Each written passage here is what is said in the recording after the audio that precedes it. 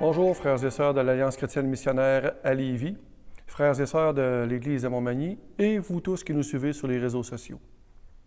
Aujourd'hui, nous allons parler de l'humilité, la vertu de l'amour. Nous vivons dans une génération égoïste, narcissique. Notre culture est omnubilée par l'estime de soi, l'amour de soi, l'accomplissement de soi et toute forme inimaginable d'égoïsme. On peut dire que nous sommes gavés d'informations concernant des vedettes qui ne le sont qu'en raison de leur célébrité. Pour qu'on accepte cette pollution, ils se font appeler des influenceurs, influenceuses. On a l'impression que tout le monde court après ça, d'avoir sa place au soleil, d'avoir la reconnaissance et la renommée. Pour beaucoup même, la valeur personnelle se mesure actuellement en nombre de gens qui les suivent sur les réseaux sociaux tels que Facebook, Twitter et je ne sais pas trop quel médium. L'obsession de soi est non seulement considérée comme acceptable aujourd'hui, elle est perçue comme normale. Notre culture a fait de l'orgueil une vertu et de l'humilité une faiblesse. On entend même dire que ceux qui croient sont des faibles. Cette préoccupation de soi et de ses intérêts personnels est incroyablement destructrice. On a juste à penser à tous les problèmes de santé mentale à laquelle notre société est confrontée et tous les crimes qui en découlent. Dès que des personnes se soucient, avant tout d'elles-mêmes, leurs relations se désagrègent. Toute société ne peut durer, voire même subsister, sans relations saines, durables et significatives. Pensons simplement à ce que nous vivons avec la COVID depuis 18 mois. L'explosion des troubles de santé mentale, la violence conjugale, les féminicides, les hausses de suicides ne sont que des indicateurs de la nécessité d'avoir des relations saines, durables et significatives. La crise sanitaire n'a fait qu'accentuer les faits et exploser les cas. Ça existait avant. L'Écriture est claire. L'orgueil et l'égoïsme sont contraires à la piété véritable incarnée en Christ. Jésus a condamné l'orgueil de façon répétée et insistante. Par sa vie et son enseignement, il a constamment élevé la vertu. Prions. Seigneur, on vient dans ta présence ce matin comme on a chanté, toi le grand Dieu, pour t'implorer, Seigneur, pour te prier et te demander que tu viennes par ta parole nous instruire ce matin, nous enseigner. Viens, Seigneur Dieu, ouvrir notre intelligence pour que nous puissions comprendre et saisir ta sainte parole. Amen. Nous allons lire Jean, chapitre 13, versets 1 à 17. C'était juste avant la fête de la Pâque. Jésus savait que l'heure était venue pour lui de quitter ce monde pour s'en aller auprès de son Père. C'est pourquoi il donna aux siens, qu'il aimait et qui étaient dans le monde, une marque suprême de son amour pour eux. C'était au cours du repas de la Pâque. Déjà, le diable avait semé dans le cœur de Judas, fils de Simon Iscariote, le projet de trahir son maître et de le livrer. Jésus savait que le Père avait tout remis entre ses mains, qu'il était venu d'auprès de Dieu et qu'il allait retourner auprès de lui. Il se leva de table pendant le dîner, posa son vêtement et prit une serviette de lin qu'il se noua autour de la taille. Ensuite, il versa de l'eau dans une bassine et commença à laver les pieds de ses disciples. Quand vint le tour de Simon-Pierre, celui-ci protesta. « Toi, Seigneur, tu veux me laver les pieds? » Jésus répondit, « Ce que je fais, tu ne le comprends pas pour l'instant, mais tu le comprendras plus tard. » Pierre répliqua, « Non, tu ne me laveras pas les pieds, sûrement pas. » Jésus lui répondit, « Si je ne te lave pas, il n'y a plus rien de commun entre toi et moi. » Dans ce cas, lui répondit Simon-Pierre, « Ne me lave pas seulement les pieds, mais aussi les mains et la tête. » Jésus lui répondit, « Celui qui est baigné est entièrement pur. Il suffit de se laver les pieds. Or, vous êtes purs, mais non pas tous. » Jésus, en effet, connaissait celui qui allait le trahir. Voilà pourquoi il a ajouté, « Vous n'êtes pas tous purs. » Après leur avoir lavé les pieds, il remit son vêtement et se rassit à table. Alors il leur dit, « Avez-vous compris ce que je viens de vous faire? Vous m'appelez Maître et Seigneur, et vous en avez raison, car je le suis. Si donc moi, Le Seigneur est le Maître, je vous ai lavé les pieds. Vous devez, vous aussi, vous laver les pieds les uns aux autres. Je viens de vous donner un exemple pour qu'à votre tour, vous agissiez comme j'ai agi envers vous. Vraiment, je vous l'assure, un serviteur n'est jamais supérieur à son maître, ni un messager plus grand que celui qui l'envoie. Si vous savez ces choses, vous êtes heureux, à condition de les mettre en pratique.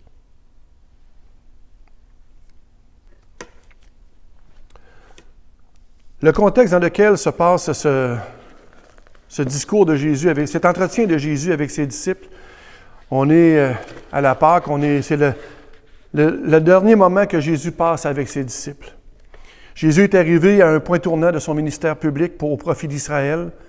Il est arrivé à son terme puisque celui-ci l'a rejeté. Rappelez-vous, au début de la semaine, il l'acclame avec enthousiasme et à la fin de la semaine, il le crucifie. Ils n'ont jamais vraiment compris son ministère, pas plus que ses enseignements.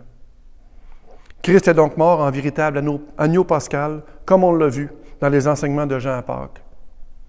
À partir de ce moment, Jésus va consacrer ses dernières heures à une communion plus intime avec ses disciples, les plus engagés, tout en sachant parfaitement ce qui va arriver. Jésus se soucie des besoins des autres.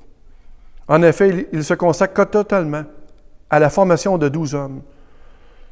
Dans ce récit, on ressent le désir profond de les fortifier, de les rassurer, de les préparer à l'épreuve qu'ils devront affronter et aussi au ministère à vie qui va s'en suivre. Et en plus de cela, un d'eux est un traître. Cette scène met en lumière la nature de l'amour de Jésus. Un amour qui est plein de grâce, un amour qui est personnel, intentionnel, sacrificiel.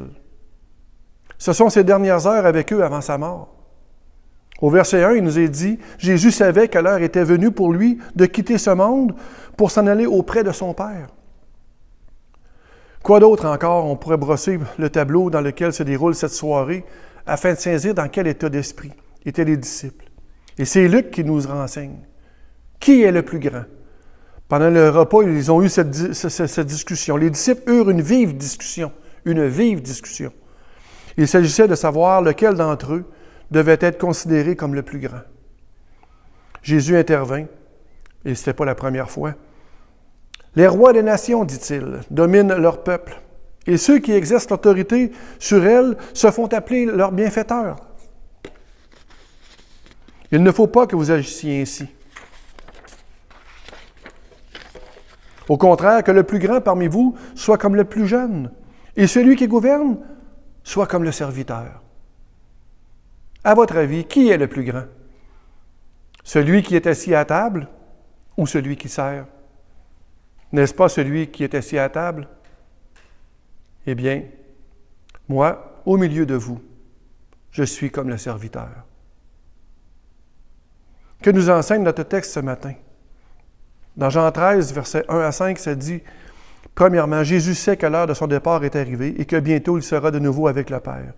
Il était l'apogée de l'accomplissement de sa venue. Dans ces derniers moments qu'il partage avec les siens, il met le comble à son amour pour eux. Pendant le repas de la Pâque, alors que tout le monde est assis, tout le monde a mangé, et on discute, ou plutôt, je devrais dire, on se dispute à savoir qui sera le plus grand dans le royaume de Dieu.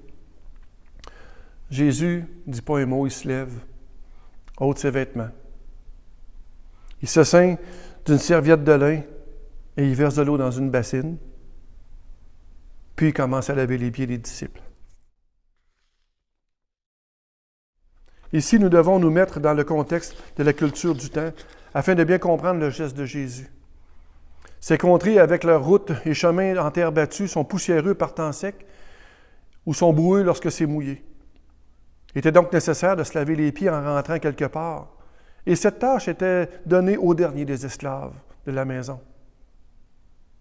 Il semble ici qu'il n'y avait pas de serviteur, soit peut-être un oubli ou peut-être qu'il a été remercié afin de garder l'intimité du groupe. On ne le sait pas. Toujours est-il, ce manque est une violation au protocole. Nous remarquons qu'aucun des disciples n'est disposé à remplir le rôle de l'esclave et à sacrifier son orgueil personnel ou son statut social pour le bien-être du groupe. C'est donc Jésus qui se ceint d'une serviette, prend une bassine d'eau et s'agenouille pour se mettre au service des autres. Pourtant, dans Marc, chapitre 9, verset 35, il leur avait enseigné, « Si quelqu'un veut être le premier, il sera le dernier de tous et le serviteur de tous. » Et dans Luc 9, verset 48, il leur avait dit, « Quiconque s'élève sera abaissé, et quiconque s'abaisse sera élevé. » Ce soir-là, il en était encore à se disputer qui serait le plus grand.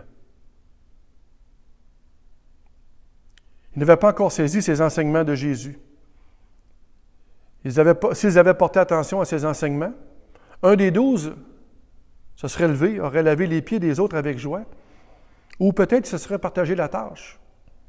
Cela aurait été une expression de fraternité et de bonté mutuelle. Ils n'auraient pas considéré cela comme humiliant. Quel privilège inestimable de laver les pieds de leur Seigneur. Rappelons-nous cette femme qui a transformé son geste d'oindre les pieds de Jésus en une expression d'adoration profonde et mémorable. Mais dans le contexte où on se chicane, on se dispute la première place, c'est pas étonnant qu'aucun d'eux se soit offert pour laver les pieds des autres, compte tenu des tensions survenues entre les disciples à ce propos. Aurions-nous été différents d'eux, à votre avis? Les exhortations répétées de Jésus concernant la vertu de l'humilité, c'était un de ses thèmes centraux, fondamentaux de son enseignement depuis le commencement, au centre des béatitudes. Matthieu, chapitre 5, verset 5, nous dit « Heureux les débonnaires, car ils hériteront de la terre. » Jésus n'avait pas cessé d'enfoncer le clou par ses exhortations personnelles aux 12, recommandant l'humilité et condamnant l'orgueil. On n'a rien qu'à penser à Salomé, la mère de Jean et Jacques, ses deux fils, qui avaient mis le feu avec sa demande farfelue que l'un et l'autre siègent à la droite et à la gauche. La parole nous dit qu'ils étaient tous indignés de cette demande. Encore ici, dans ces derniers moments, Jésus doit répéter la leçon d'une manière identique. Que le plus grand parmi vous soit comme le plus petit, et celui qui gouverne comme celui qui sert. En fait, le seul qui a le droit à penser à la gloire qui sera bientôt la sienne dans le royaume, c'est Jésus. Et au verset 1, Jésus sait que son heure est venue de passer de ce monde au Père. Sa vie se déroule selon le plan divin et il est conscient qu'il sera bientôt glorifié. Il sait que le Père a tout remis entre ses mains, qu'il est venu de Dieu et qu'il retourne auprès de Dieu. Jésus s'est non seulement dépouillé volontairement de sa gloire céleste, en venant sur la terre dans la nature même de l'homme corrompu par le péché. Il s'est incarné dans cette nature, mais il n'a pas péché. Il en a connu toutes ses faiblesses et ses limitations, toutefois sans y succomber. Ayant aimé les siens qui étaient dans le monde, Jésus mit le comble à son amour pour eux. Le texte grec dit « es telos », qui signifie « Jésus les a aimés jusqu'à la fin ». Jésus les a aimés à la perfection. Jésus a aimé ses disciples d'un amour total et volontaire. Telle est la nature innée de l'amour de Christ. Il l'a démontré de façon constante, y compris dans sa mort. D'ailleurs, plus tard, il nous dit « Il n'y a pas de plus grand amour que de donner sa vie pour ses amis. » Même lors de son arrestation, il va faire en sorte que ses disciples ne soient pas jetés en prison. Sur la croix, il va veiller à ce que Jean prenne soin de sa mère Marie. Puis encore, ce malfaiteur crucifié à ses côtés, un homme qui va devenir son disciple. Jésus aime vraiment à fond, d'une manière absolue, parfaite, totale, complète et sans réserve. Au moment où la plupart des hommes ne penseraient qu'à eux-mêmes, lui, altruiste, s'humiliera pour répondre aux besoins des autres. Voilà ce qu'est l'amour véritable.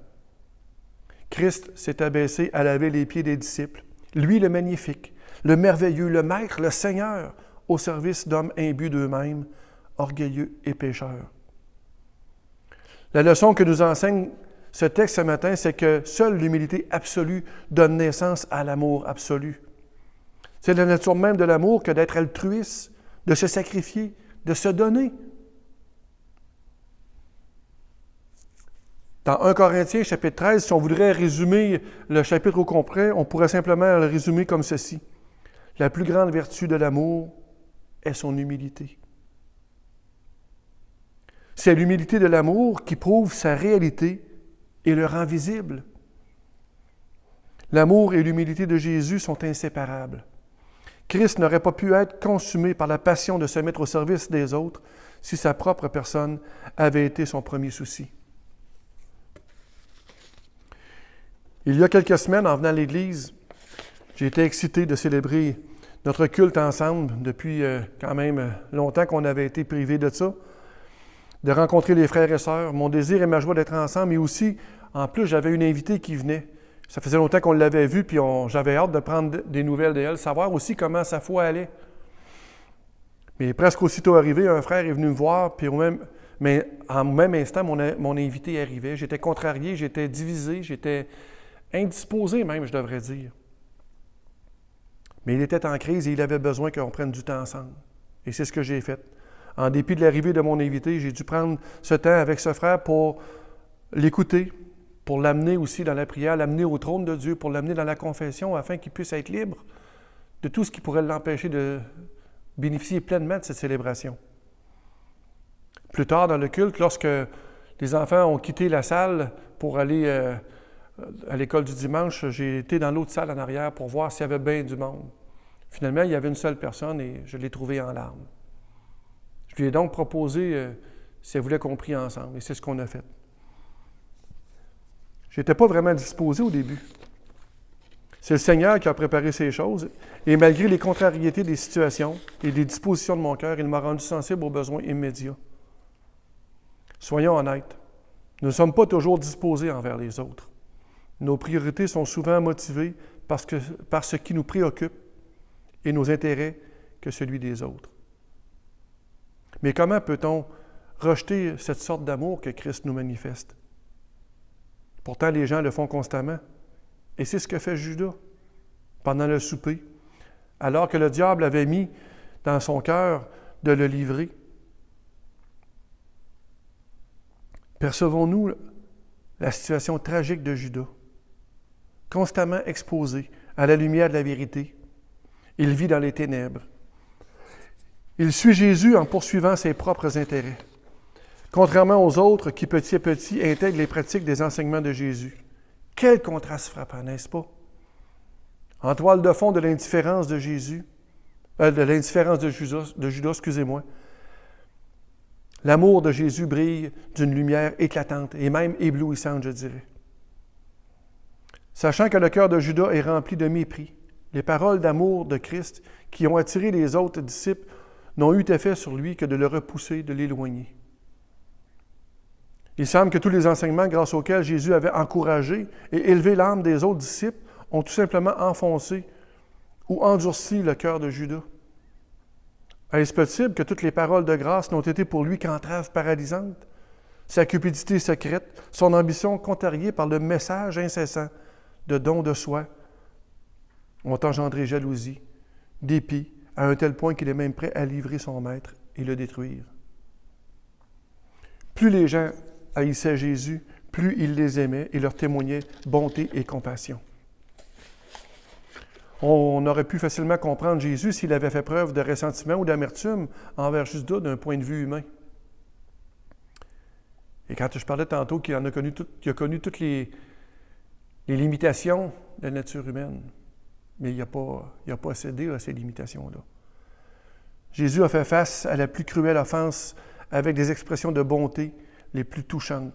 Il va même se mettre à genoux devant le traître pour lui laver les pieds. Encore là, c'était une invitation à Judas de s'ouvrir à l'amour de Dieu pour lui. Pour Judas comme pour les autres, ce geste devait transpercer leur cœur. Quelle humiliation, quel regret, quelle tristesse devait les envahir. Comme cette femme qui avait répandu le parfum sur les pieds de Jésus dans une adoration profonde, ils auraient pu connaître la joie et l'honneur de s'agenouiller devant Jésus, de lui laver les pieds. Ils ont laissé passer l'occasion. Et pourquoi? Une dispute stupide pour savoir qui serait le plus grand. Devant l'amour et l'humilité de Jésus, ils sont ahuris, stupéfaits, le cœur brisé, et une fois de plus, quand celui qui est vraiment grand se lève et leur lave les pieds. Quelle leçon douloureuse et profonde pour eux, et pour nous aussi. Que pouvons-nous tirer comme instruction? C'est triste à dire, mais nous ne sommes pas bien différents des disciples. Chacun de nous est rempli de ce désir de se faire valoir, d'être reconnu, de recevoir la reconnaissance et même de s'élever. Nous sommes prétentieux, arrogants, orgueilleux. On veut même avoir raison, tout comme Pierre qui protestait pour ne pas se faire laver les pieds par Jésus. Il avait lui aussi laissé passer l'occasion pourtant. Et quand Jésus lui dit que si il n'acceptait pas, qu'il n'y aurait plus rien de commun entre eux, là, il voulait tout être lavé. Il voulait que Jésus lui donne son bain.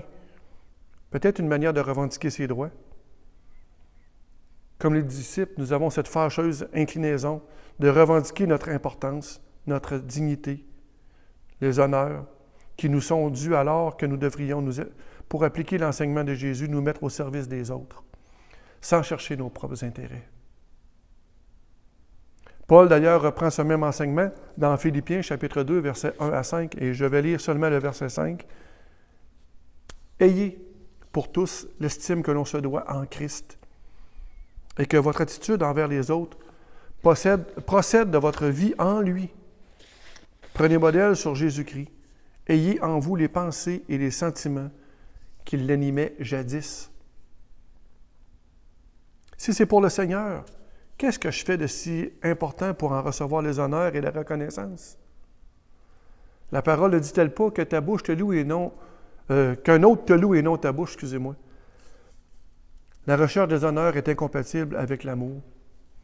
Elle tue l'humilité et va à l'encontre d'un ministère authentique. L'individu fier, égocentrique, n'a aucune capacité d'amour, d'humilité et de service. Tout ce qu'il imagine accomplir pour le Seigneur n'est que pure perte de temps. S'il court après les honneurs et la célébrité, alors ce qu'il accomplit, il le fait pour être vu des autres. C'est justement le péché que Jésus a reproché aux pharisiens. Dans Matthieu 6, les versets 2, 5 et 16, où il dit « Je vous le dis, ils ont leur récompense. » Pensons-y. Le majestueux, le glorieux Dieu de l'univers vient sur la terre, c'est de l'humilité. Puis il se met à genoux devant des pécheurs pour laver leurs pieds. C'est un abaissement volontaire et indescriptible.